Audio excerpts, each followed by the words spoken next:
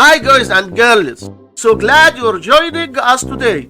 In this moment on screen, 16 divided by 16, which equals 1, and 7 divided by 7 equals 1. Now we have this problem, 1 divided by 1, which equals 1. But this answer is not correct because according to the order of operations, we must do this division, then this division, and at last this division. So we have first this division, 16 divided by 16 equals 1. So we have 1 divided by 7 divided by 7, and we can write this part as 1 over 7 divided by 7. So we must keep the first fraction 1 over 7 and change division to multiplication times,